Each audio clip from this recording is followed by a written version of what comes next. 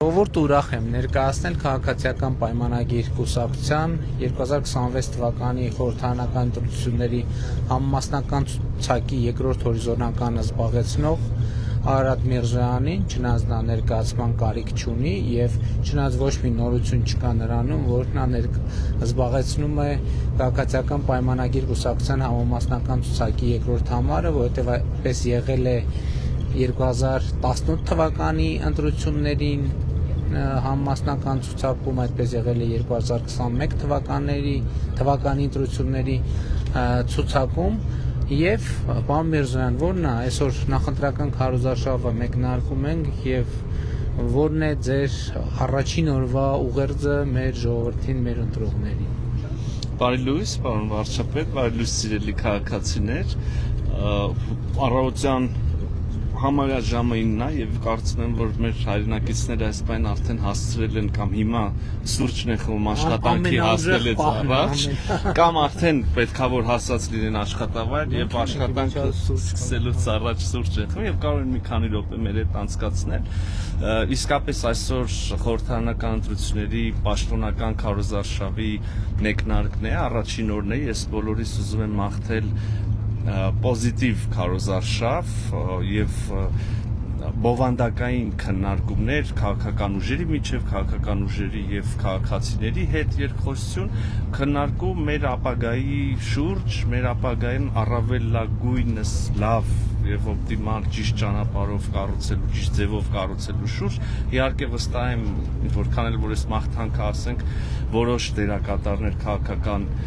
անցուդարձի այնուամենայնիվ չեն կարողանա կամ չեն ուզենա անհրաժեշտ մակարդակը պահել եւ անընդհատ կփորձեն ներքաշել ոչ այնքան քաղաքական քննարկումների մեջ, բայց ես միևնույնն է ապավինում եմ մեր ժողովրդի հավաքական իմաստությանը եւ չնայած այս բոլոր քննարկումներին, որոնք պետք է լինեն, կլինեն, ես ուզում եմ հույս հայտնել, չնայած անկեղծ ասած ես համոզմունք ունեմ, որ այդ քննարկումների արդյունքում քարոզարշավից հետո ընտրությունների օրը մեր քաղաքացիներին մեզ ի վերջո կհաջողվի ճնշող մեծամասնությանը քաղաքացիների ապացուցել, որ ճիշտ ընտրությունը այնուամենայնիվ քվեն տալն է քաղաքացիական պայմանագիր կուսակցությանը, որը 16-րդ քվեաթերթիկն է, ինչու, որովհետև սա միակ քաղաքական ուժն է, որը առաջարկում է, եթե նույնիսկ չկենտրոնանանք նրա վրա, որ անցյալում արդեն այս անցնող ընթացքում կարողացել է ապահովել երկիրը դուրս բերել ծանրագույն ցնցումներից եւ մարտահրավերների միջով անցկացնել, պահպանելով մեր ինքնիշխանությունը, պահպանելով տարածքային ամբողջականությունը, իհարկե այդտեղ որոշակի սահմանազատման գործընթացին մնացող հարցեր կան, բայց նաև ոչ միայն անցյալի համար, բայց նաև նրա համար, որ սա միակ քաղաքական ուժն է, որ առաջարկում է ըստ էության ժողովրդին խաղաղություն, մեր կոչը եւ սլոգանը, լոզունգը այս քարոզարշավին տեր կանգնել խաղաղության, հետեւաբար առաջին բանը, որը մենք առաջարկում ենք ժողովրդին, դա խաղաղությունն է, մյուսը իհարկե ժողովրդավարությունը, կրկին ես չեմ տեսնում մրցակից քաղաքական ուժերի մեջ, համենայն դեպս ըստ հարցումների առաջատար դիրքեր զբաղեցնողների շրջանակում քաղաքական ուժ, որը այսպես ամուր հետամուտ է եւ կրում է եւ հետամուտ է ժողովրդավարական արժեքներ եւ իհարկե Հայաստանի Հանրապետության ինքնիշխանությունը, հետեւաբար խաղաղություն, ժողովրդավարություն, ինքնիշխանություն եւ եթե ես նույնիսկ չլինեի քաղաքացիական պայմանագիր կուսակցության անդամ, խորհրդարանական այդ նախընտրական ցուցակի երկրորդ համարը, ես վստահ եմ գնալու է եւ ընտրություն կատարել քաղաքացիական պայմանագիր կուսակցության օգտին։ Պարոն Միրզոյան, շնորհակալ եմ, բայց ձեր ասածների մի քանի կետ առնվազն հարցեր են առաջացնում եւ ես կուզենայի այդ հարցերին անդրադառնալ։ Դուք խոսեցիք պոզիտիվ քարոզարշավի մասին, ինչը բնականաբար շատ կարեւոր է եւ ըստ էության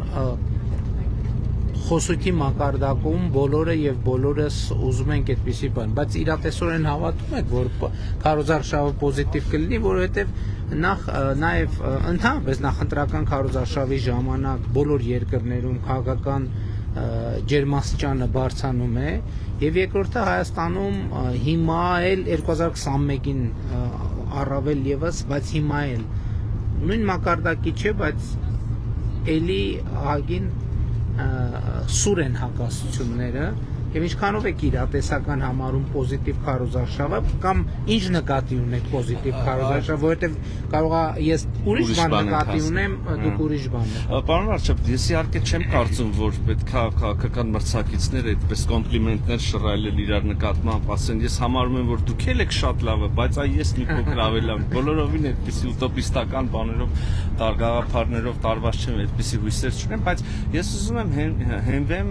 մեր նախորդ շրջանում մի քանի ամիս առաջ, 2 ամիս առաջ մենք ներքին կուսակցական քարոզարշավ ունեցանք եւ շրջում էինք մարզերում մեր կուսակցականների հետ շփվելու համար, այդ նախընտրական, այսպես ասած, primary-ի շրջանակում եւ նաեւ քաղաքացիների հետ էինք շփվում։ Եվ ես հիշում եմ, ինչքան պոզիտիվ էր բան վարչապետ այդ շփումը, այսինքն մեր եւ քաղաքացիների շփումը շատ ջերմ է, շատ դրական է, բովանդակային առումով ներկայ եւ ապագայի վրա կենտրոնացած է։ Իհարկե լավ կլինի, որ նաեւ քաղաքական ուժերը միմյանց բարձա ճիշտ եք ասում, բոլոր քաղաքական process-ներն էլ որքան, այսպես ասած, PR կա, հակա-PR-էլ կա եւ իրար որոշակիորեն բախարակում են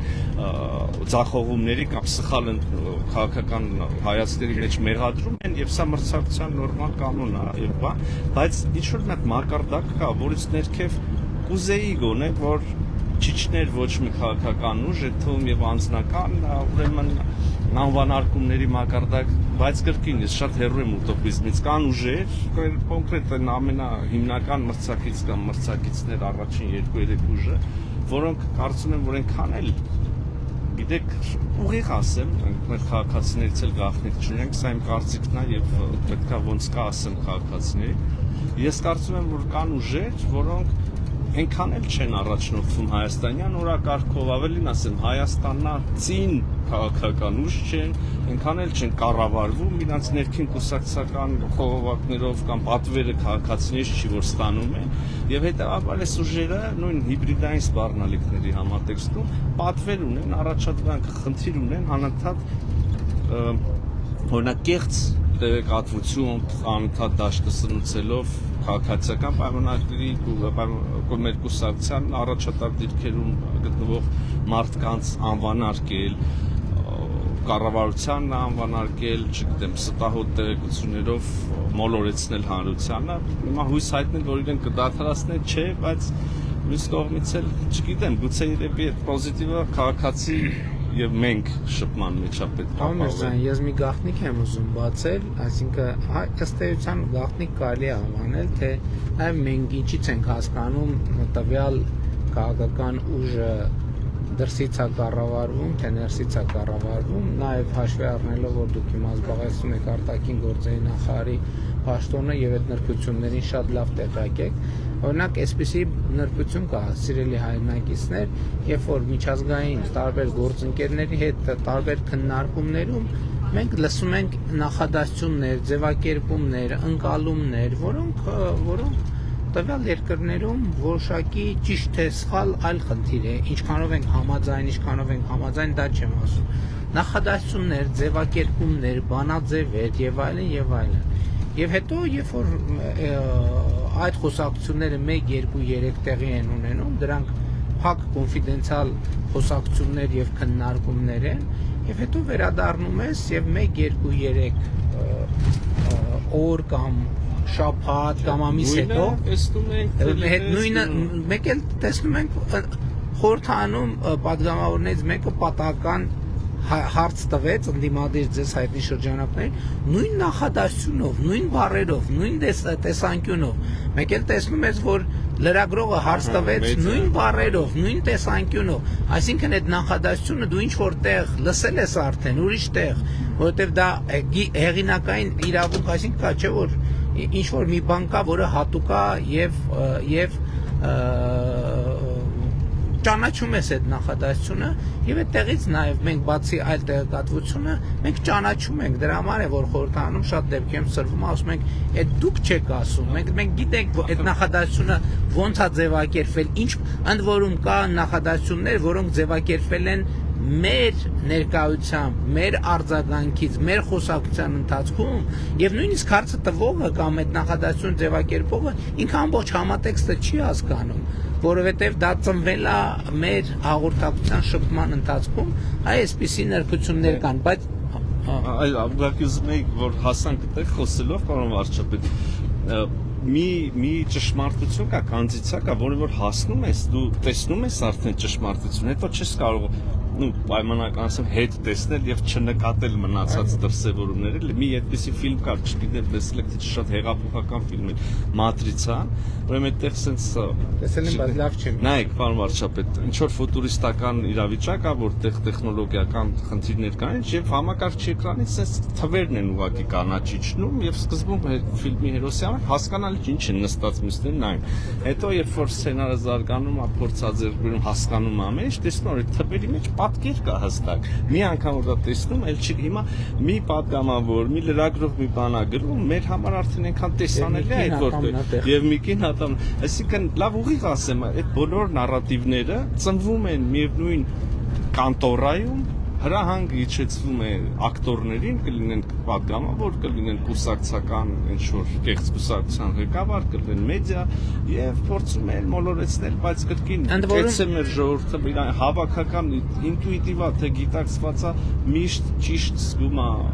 ճնշող մեծամասնությամբ թացը չորից տարբերում է եւ վստահ նույնն է լինելու է։ Ընդ որում արտաքին հարաբերությունների եւ շփման մեջ ես օրինակ նորմալ եմ վերաբերվում կենտրոնություն, որ ասում ենք, բանի կատի ունենք, ցանկացած հարց, ցանկացած խնդիր, եւ դրսում էլ եւ ներսում էլ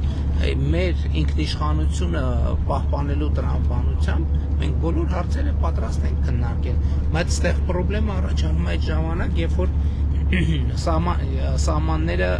այսինքն ուղղակի թարգմանված տեքստեր են ներկայացվում որպես ներքաղաքական կյանքի մեջ։ Հաջորդ հարցը, որ ձեր ասածից ուղղակի ես կուզենայի անդրադառնալ, տեսեք դուք խոսեցիք ժողովրդավարության մասին, մեր ներքին ընտրությունների մասին, ես զգում եմ եւ տեսնում եմ, որ ամենայն դեպս ոչ բոլորն են, որ մտածում են եւ հավատում են, որ օրինակ մեր մոտ այդ ներքին քարոզարշավ, քննարկում, քվեարկություն կեղծեր շինծու է։ Այդ ամենը մտածում են, որ ամեն ինչ ի սկզբանե որոշված է, եւ դա ընդհանրապես տենց բանը բեմադրություն է հետաքրքիր դարձնելու կամ գրավիչ դարձնելու համար եւ ինչ է կարծում, նախ ինչն է սրա պատճառը եւ երկրորդը ինչպիսին է ձեր արձագանքը այս իրավիճակին։ Վարչապետ, հիմա հետաքրքիր հարց տվեցիք, ես ուզում եմ նաեւ զուգահեռ տանեմ նախորդ թեմայի հետ, որովհետեւ ես միշտ մտածել եմ, լավ, այս մարդիկ հայաստանցի են, լավն են ենթադրենք ուզում Հայաստան, ինչն է նրանց ստիպում շարունակաբար առաջնորդվել դրսի ցուցումներով, ընդ որում կապ չունի դուրսը որ մի աշխարհակաղակական բևեռն է, ինչն է նրանց ստիպում հետապնդել դրսի շահերը եւ այլն, էլի մի վերջո, այսինքն չեն սրտացավ չեն Հայաստանում եւ ես մտածել եմ հոգեբանական մի բանի եզրահանգման եմ հասել, որ ինչ որ հոգեբանական հարթության վրա է այդ խնդիրը, ինձ թվում է այդ մարդիկ մտածում են, որ իրանք արժանի չեն, իրանք այդքան չկան, հիշում եք ռեկտորների նախկին, երբ ռեկտորը ասում էր, ես քոսոտ երկիրը ոնց կարա այդպես ինչ-որ մի բան, իրանք մտածում են, իրանք այնուամենայնիվ այդ լավ պայմանական անուն ենք, ինքան քոսոտ են եւ մեր երկիրը շարունակում է լինել այդ վիճակի, այդպեսի, որ մենք չենք կարող ունենալ մեր ձայնը, մենք չենք կարող մեր ինքնիշխան ինքնուրույն որոշումը կայացնել։ Հետևաբար ճիշտ է, այտենց է, անվնաս է, այտենց անվտանգ է, բանը։ Հիմա այս նույնը ձեր ասած հարցին ինձ թվում է պատճառը նույնն է։ Իրանք մտածում են, որ չի կարա, մենք այդքան խելացի չենք, մենք այդքան արժանի մարդ չենք, որպես հանրույց նաև, էլի, որ կարողանանք եւ իրանք նաև իրանք իրանցից են բխեցնում, էլի հոգեբան։ Ոնց կարան, ասեք այդ ճիշտ նորմալ արժանի մարդիկ են ունենում ներքին ժողովրդավարական կուսակցական ընտրություններ։ Մենք ոնց կարանք տենց բան մեզ թույլ տանք։ Այսինքն ես վստահ չեմ, որ կարողացա ձևակերպել, թե ինչ նկատի ունեմ, բայց ես ուզում եմ ձեզ հիշեցնել, որ Հայաստանում ցավոք երկար ժամանակ եղել է եւ դերևս հիմա էլ այդ ընկալումը կա, Դաբրոյի ինստիտուտը, եւ Դա նույնը համաձայն չէ։ Եվ ներսում ընդդիմադիր քաղաքական ուժերն է, ես հիշում եմ երկար տարիների քաղաքական գործունեության արդյունքում իրանք մտածում էին, որ որևէ աշխարհաքաղաքական կենտրոնից պետքա Դաբրո ունենան, որպեսզի Հայաստանում փոփոխություն ընտրություններում հաջողություն ունենան, եւ մենք 2018 թվականին հեղափոխությունը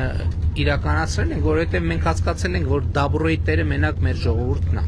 Ով ինչ ասի, մենք հեղափոխությունը արել ենք ի հեճուկս բոլոր այդ թվայցյալ ուժերի հենվելով միայն մեր ժողովրդի վրա։ Երկրորդը, մարդիկ ուղղակի չեն հասկանում, ոնց կարա օրինակ գործող վարչապետը գնա ասի եւ այդ թիմը ասի հետեւյալը, որ մենք բան ենք անում, քվեարկություն ենք անում, որպեսզի որոշենք մեր վարչապետի տեխնացուն եւ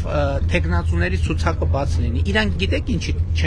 ինչի չեն դրան հավատում, որովհետեւ իրանք չգիտեն լեգիտիմությունը ինչ է, իրանք չգիտեն լեգիտիմության ուժը ինչ է։ Լեգիտիմության աղբյուրը իրանց համար ուրիշ է, Չէ, բայց լեգիտիմության ուժը, որովհետեւ հիմա մենք կա ժողովրդի լեգիտիմությունը, որը բարձրագույն է, բայց որևէ կուսակցության տեխնացու լինելու համար, այդ թվում վարչապետի տեխնացու լինելու համար, այդ լեգիտիմությունը շատ կարեւոր բան է, որովհետեւ դու համոզվել ինձ համար օրինակ դա այդպես է։ Ինձ համար կարևոր է, որ ես, եթե ես հավակնում եմ, համոզվեմ, որ քաղաքական այն թիմը, որը ես ներկայացնում եմ, ոչ թե այն հանգամանքի բերումով դե վարչապետ է եւ այլն, այլ ինքը փակ գաղտնի քվեարկության պայմաններում կարող է իր դիրքորոշում արտահայտել եւ դա ինձ համար կարևոր է, որ ես ուժ ունենամ, լեգիտիմություն ունենամ այդ ֆունկցիան կատարելու, բայց նաև եթե կուսակցությունը այլ տեխնացու է ընտրում, նաև դա կուսակցության հաջողության գրավականն է, որ կուսակցությունը ոչ թե Հայաստանում այդ ավանդույթն էլ կա, որ նորմալ բավականին բարձր վարկանիշ ունեցող կուսակցությունները մարել են ուղղակի, այն բանի պատճառով, որ շատ լավ առաջնորդ, հոյակապ առաջնորդ, բայց այնուամենայնիվ բան կա, տարիք կա, process կա, ժամանակ կա, չգիտեմ, սխալներ կան, սխալների բեռ կա եւ այլն, այսինքն ինչի պետք է այդ բեռը բանանի մարի կուսակցությունը հասկանում եք եւ ամեն անգամ այդ ռեֆլեքսիան շատ կարեւոր է, որ ինքնահայեցում տեղի ունենա եւ լեգիտիմությունը ամենակարևոր բանն է քաղաքականության մեջ եւ ես ձեզ ասեմ մենք եթե լեգիտիմ չլինեինք մեր մանդատներով այս ճանապարհը որ մենք անցնում ենք մենք ի վիճակ հնարավոր չէ լինի անցնել բայց ես ուզում եմ մի ուրիշ թեմայի անդրադառնամ որին էլի ձեր խոսքում դուք նշեցիք տեսեք դուք ասացիք որ Հայաստանը ճգնաժամից դուրս բերեցինք եւ այլն, բայց մեզ մեղադրանք կա, որ մենք ենք այդ ճգնաժամը նկատի ունենալով պատերազմը եւ այլն եւ այդպես շարունակ։ Ես հենց ուզում եմ, որ դուք դրան արձագանքեք եւ մեր արձագանքը, չնայած հետաքրքիր է, չէ՞, սենց բաների մասին մենք տենց ուրիշ առիթներով չենք խոսել, պետք ուղիղ եթերներ տեսախցիկը կամ կարող է խոսել ենք ոչ տենց բանով։ Հիմա մեզ ասում են, հիմա ասում եք ճգնաժամից դուրս բերեցինք, խաղաղություն հաստատեցինք, բայց դուք եք պատերազմը բերել, հիմա ինչ է գլուխ գովում խաղաղություն հաստատելով։ Հիմա ձեր կոնկրետ ձեր ընկալում անձնական եւ իհարկե թիմային տեսանկյունից ինչպիսին է այս հարցը։ Անվարչապետ, սա շատ լուրջ հարց է, բայց ձեր թույլտվությամբ նախորդ բանին մասին էլ մի հատ ռեմարկ անեմ, որ ասում եք ձեր համար կարևոր է, որ կուսակցությունը մարդիկ եկել են, քվեարկել են եւ ընտրել են ձեզ որպես վարչապետի տեխնացու։ Ճիշտ է, բայց հələ ուզում եմ ասեմ նայեք, որ դուք ասում եք ձեր համար է դա կարևոր, բայց մեր մնացածի համար ինչ կարևոր է, որ մենք ենք նախ ընտրել մեր վարչապետի տեխնացու եւ երկրորդ հələ այդ նույն բանաձևը մեր առումով օրինակ իմ համար չափազանց կարևոր է որ կուսակցականները ինձ տեսել են երկրորդ հորիզոնականում այդ ցուցակի։ Բայց ինչքան էներգիա։ Ոչ թե որ ասենք բանա, մի փոքրիկ խումբ կամ օրինակ լիդերը բանի որևէ քաղաքական ուժի մենակով նստում ցանկը կազմում է։ Ասենք դա եւ վստահություն է տալիս եւ թևեր է տալիս եւ նաեւ թույլ է տալիս ռեֆլեքսիա անել, դու ինչն ես ճիշտ անում, սխալ անում։ Ներողություն, որ այդ թեմային անդրադարձանք։ Ես օրինակ գիտեք, որ երկար տարիներ ընդդիմադիր քաղաքական գործունեության քաղաքական դուք եք, բայց ես ինչ եմ իմ օրինակը բերում, որովհետև ես նախորդ շրջանում նաև շատ մասնակցել եմ։ Խորհրդանական ընտրությունների հետ կապված մի այսպիսի շատ կարևոր հարց կա։ Քաղաքական ուժերը հենց սկզբից ընկնում են ճգնաժամի մեջ այն պատճառով, մենք գալիս ասում եմ, ես ինչի եմ 9-րդ համարը, ու չկա այդ հարցի պատասխանը։ Կամ ինչի է մյուսը 3-րդ համարը, ու չկա այդ հարցի պատասխանը։ Դե ինքն է որոշը։ Չէ, ու դա արդեն նեգատիվ էներգիա է ձևավորում կուսակցության ներսում, որովհետև սկսում են խոսալ, հա, այս մեկը ինչի է, այդ երկրորդը այն մեկը ինչի է։ Ինձ համար, իմիջիայլոց ասեմ, նրանք ովքեր չգիտեն, սա նոր բան չի քաղաքացիական պայմանագիր կուսակցության համար, ճիշտ է, արտահերթ ընտրությունների պարագայում ցուցակը ձևավորում է վարչությունը, որովհետև ժամանակ չկա այդքան, բայց երկու հերթական ընտրությունների ենք մենք մասնակցել, երկուսի դեպքում էլ ցուցակը ձևավորվել է նույն սկզբունքով, այսինքն փակ գաղտնի քվեարկությամբ։ Հիմա անդրադառնանք այն, որ դուք եք ստեղծել ճգնաժամ, մի հատ էլ բան եք անում, գլուխ եք գովում, որ հաղթահարել եք այդ ճգնաժամը։ Ուրեմն պարոն վարչապետ, ես վստահ եմ, շատ երկար թեմա է, նախ խոսել ենք, հələ շատ կխոսենք, քննարկվի, բայց ուզում եմ ինչքան էս եթերի ֆորմատը թույլ է տալիս, այդ նրբությունները գուցե դուրս մնան բանից, քննարկումից, բայց նաև ընդհանուր գծերով ասեմ, այն ամեն ինչին մենք բախվել ենք, տասնամյակների, եթե չասեմ դարերի հայ քաղաքական մտքի ուրեմն սխալ ընթացքի կամ սխալ ընտրության կամ սխալ հետևությունների հետևանք է։ Մենք ինքներս, դուք առիթ ա եղել ասել եք դուք էլ անձամբ, ես էլ անձամբ, վստահ եմ մեր թիմի ճնշող մեծամասնություն, բոլորը մեր ընտանիքի անդամները, շրջապատ, մենք բոլորս եղել ենք շատ որոշակի կոնկրետ մի քաղաքական մտքի գրող, երբ որ դա ես չեմ ասում, ասենք, մեր հանրության ներքին կյանքը կազմակերպելու բան, բայց արտաքին հարաբերությունների մասով, հատկապես գիտեք, լավ արտաքին հարաբերությունների չէ, պատմական Հայաստան, իրական Հայաստանն այդ խոսույթի բանում, մշտապես եղել է այդ հոգեբանությունը, այդ տրամաբանությունը մեր քաղաքական մտքի մեջ, որ այ ունեցանք Հայաստանի Հանրապետությունը, բայց դա մեզ քիչ է, դա մենք ավելին ենք արժանի, մենք այո իհարկե եւ արդարաբար պատմության ընթացքում ունեցել ենք եւ ավելի մեծ տարածքով պետություններ եւ պետականություններ եւ ունեցել ենք սա Բայց եղելա որ չենք ունեցել։ Եղելա որ չենք ունեցել եւ հիմա մեզ շանս է տրվել, ես էս միտքը անդադ սիրում եմ կրկնել, երկիր մոլորակի վրա ապրում են 10,000-ի կարգի տարբեր հաշվարկներով 8-ից 12,000 ազգեր, 10,000 ազգ եւ ընդամենը 200-ը այդ 10,000-ից ունեն պետություն եւ մենք այդ երջանիկներից ենք, այդ 200-ից մեկն ենք, որ ունենք պետականություն եւ մեկը, չգիտեմ, ինչ որ հոգեբանական բարդությունների պատճառով դա մեզ բավարար չի, դա մեզ քիչ է, մենք ուզում ենք մեր այն մեծ հին պատմական Հայաստանը, որը ոչ մեկ չի շղթում, եղել է, դա մերն է եղել, բայց հիմա մենք երկու տարբերակ ունենք, կենտրոնանալ իրական Հայաստանի վրա եւ պահել, զարգացնել եւ ապրել երջանիկ մեր հայրենիքում, Հայաստանի Հանրապետություն, կամ շարունակաբար տասնամյակներով եւ հարյուրամյակներով էլի մի սերունդ դնենք ինչ որ մի անիրատեսական երազի զոհասեղանին, հետո էլի մի սերունդ, հետո մի սերունդ էլ ուղակի փախնի Հայաստանից, որտեվ չի ուզենա հայտնվի զոհասեղանին, հիշենք մեր արտագաղթ ամենասարսափելի խնդիրը ոչ թե հիշում եք 90-ականներ, 2000-ականները, խնդիրը ոչ կենցաղային էր, ոչ էլեկտրաէներգիայի անջատումները, ոչ խնդիրն էր, որ մարդիկ չէին ուզում մեռնել, ուզում էին ապրել երջանիկ եւ սովորական մարդու կյանքով։ Չգիտեմ, ընտանիք կազմել, սիրել, սիրվել, երեխաներ ունենալ, ավտոմեքենա առնել, տուն ունենալ եւ այլն։ Հիմա մենք բոլորս, ես փորձեցի համառոտ ներկայացնեմ բան այդ պատմականի կոնցեպտը։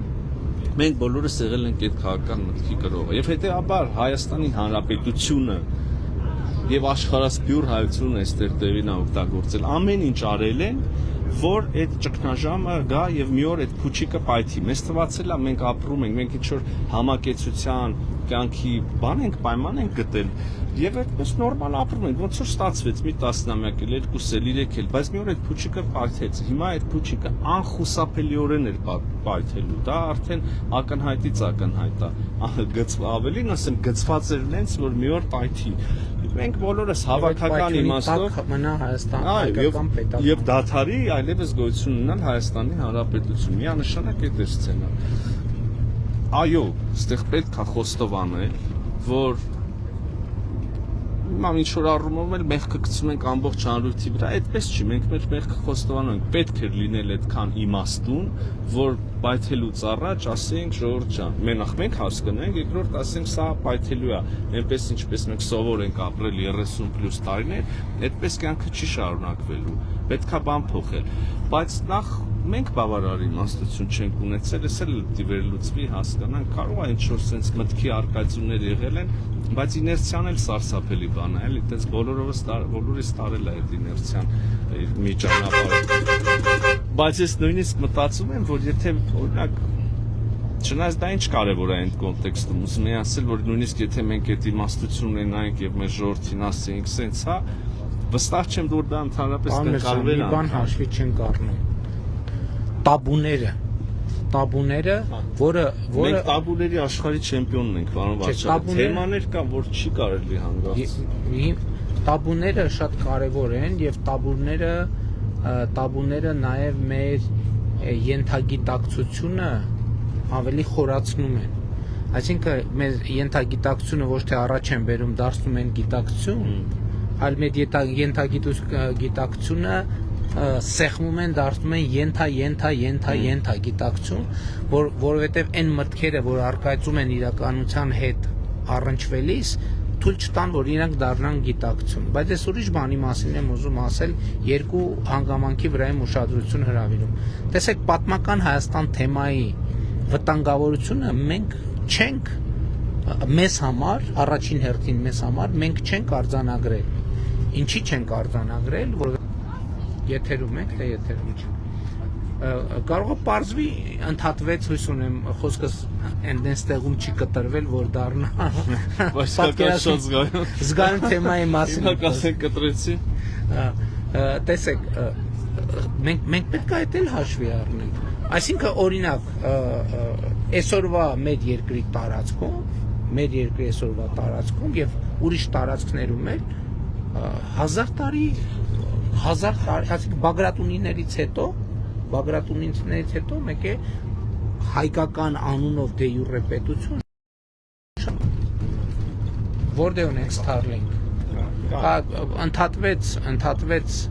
էլի, չգիտեմ էլ որտեղ կընդհատվի, եթե հանկարծ միտքը այնստեղից կպնի, որ մեծ աղմուկ առաջանա, հաշվի առեք տեխնիկական դետալները, հետո մենք կնայենք, կպարզաբանենք։ Դե միևնույնն է, անցած խոսելու ենք այս թեմաների մասին։ Հաջորդը խաղաղության եւ պատերազմի մասին։ Շատ է խոսվում նրա մասին, որ 18 թվից առաջ կամ մենք նախկինում ունեցել ենք խաղաղություն։ Անկախության առաջին օրից մենք խաղաղություն չենք ունեցել։ Մենք ունեցել ենք պատերազմ, որովհետև ամեն տարի մենք ունեցել ենք զոհեր եւ վիրավորներ։ Որտեղ եք տեսել խաղաղություն, որտեղ մարդիկ են, զինվորներ են զոհվում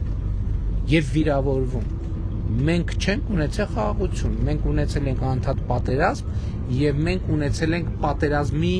բորբոքման հետաձգում, անընդհատ հետաձգում, էլի հետաձգել եւ այդ հետաձգման ժամկետի ավարտը ազդարարվել է 2016 թվականի ապրիլյան պատերազմով, բայց դա շատ կարեւոր է, ոչ միայն ապրիլյան պատերազմին նախորդել է Ղարաբաղի հարցի կարգավորման առաջարկությունների բոլորովին նոր փաթեթը, որը արդեն մեզ բոլորիս հայտնի է եւ հրապարակվել է։ Այսինքն մենք եւ ելի եմ ասում, Ղարաբաղի հարցի կարգավորման շրջանակը 1996 թվին Լիսաբոնի գագաթաժողովի 96 թվին արդեն շրջանակված է եղել եւ Ղարաբաղի հարցը այդ ժամանակ արդեն լուծված է եղել։ Այս ամբողջ ձգձգումը եւ հետաձգումը նրա մի բանի համար է, որ լուծվի Հայաստանի հարցը, այսինքն չլինի Հայաստանի պետականությունը։ Եվ մենք հենց էսա որ հասկացել ենք, ու շատ արագ ենք հասկացել, որ Հայաստանի Հանրապետությունը գտնվում է թակարդում։ Եվ մեր խնդիրն է եղել Հայաստանի Հանրապետությունը թակարդից հանել։ Այո, ես չգիտեմ, իհարկե մեր զոհերի եւ զոհողությունների գնով, բայց մենք հանել ենք այդ թակարդից եւ սա ամենակարևոր բանն է եւ նրանք ովքեր ասում են որ զոհողությունները իզուր են եղել նրանք սա չեն հասկանում, որ Հայաստանի պետականությունը դուրս է եկել թակարդից։ Մենք այսօր պետություն ենք ավելի քան երբևէ, անկախ ենք ավելի քան երբևէ, ինքնիշխան ենք ավելի քան երբևէ, բարեկեցիկ ենք ավելի քան երբևէ, անվտանգ ենք ավելի քան երբևէ։ Եվ էսա ամենակարևոր արդյունքը մինչդեռ այն սցենարը, որում մենք գտնվում ենք 2018-ին, նրա մասին էր, որ Հայաստանի Հանրապետությունը որպես ինքնիշխան պետություն պետքա չլինի։ Առավելագույնը պետքա լինի մի հատ բանանային պետություն, որ շնչել արտաշնչելու համար տարբեր տեղերից թույլտվություններ է ստանում։ Եվ այս ամենակարևոր արդյունքը, որ մենք արձանագրել ենք։ Եվ ես ասում եմ, այս երկար տարիներ համբերատար բացատրելուց հետո եկել է ժամանակը, որ մենք մեր Հայաստանը պաշտպանենք։ Մենք մեր այսօրվա Հայաստանը պաշտպանենք, մեր այսօրվա զոհերի եւ զոհողությունների արդյունքը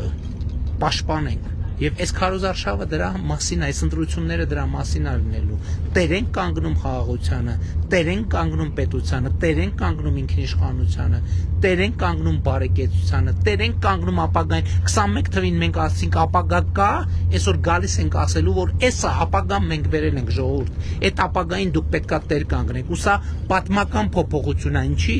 որովհետև նախկինում միշտ ապագան մեզ համար եղել է շատ հեռու մի բան, հեռու, որը եկավ էլի, հա վերջը տենց էլի ընդհատվեց, էլի ճիշտ եք ասում, վերադառնալու ենք այս թեմային, կամ խոսքը միտեղ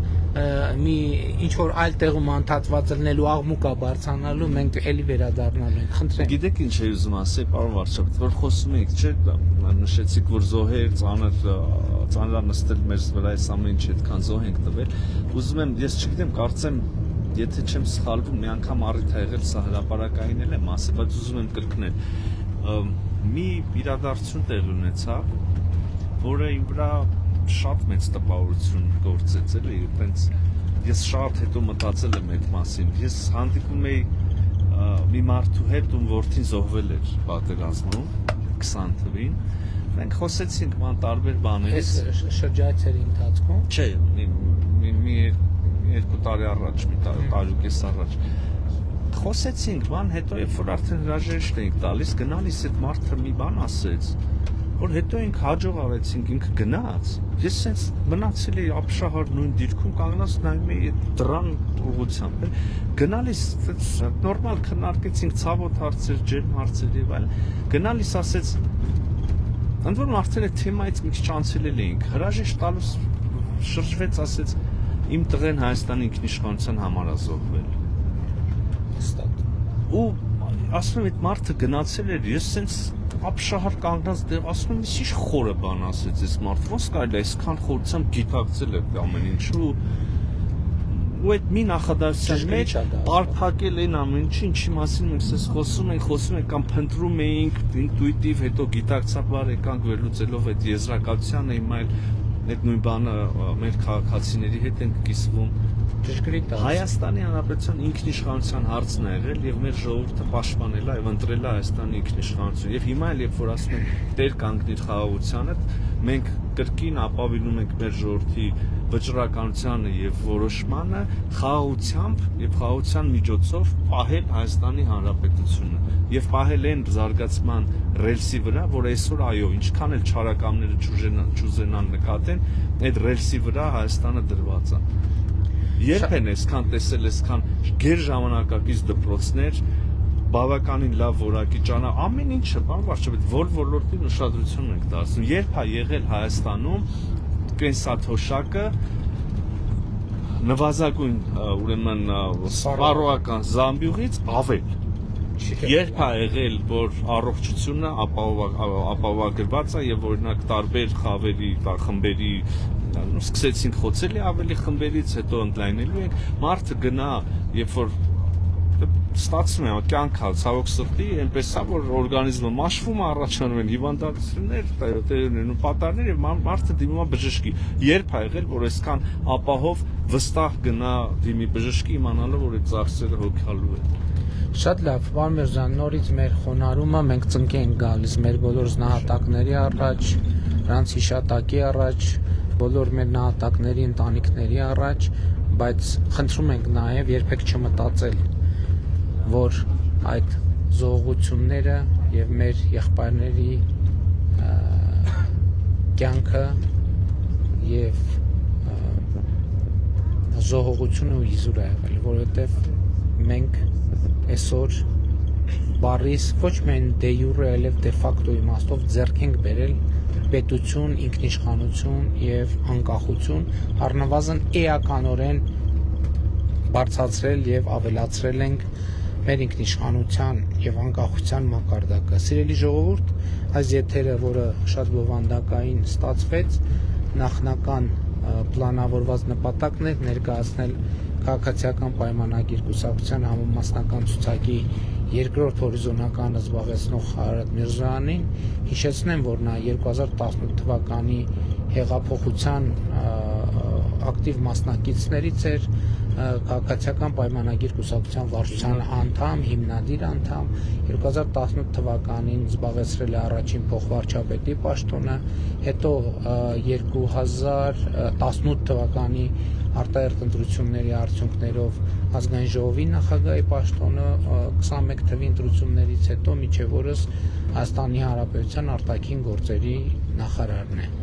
Լավ եղեք կհանդիպենք, այլ տեխնացուների էլ կհրավիրեմ այս տաղավար ուրախ ավտոբուսի եւ նրանց կներկայացնեմ։ Իհարկե եթերները բարձա ճանապարհին կարող են ընդհատվել,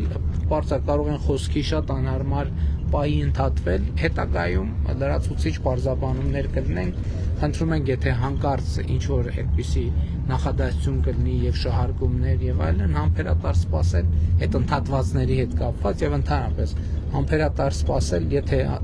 այդպես իրավիճակ լինի, մենք անպայման կանդրադառնանք, լավ եղեք։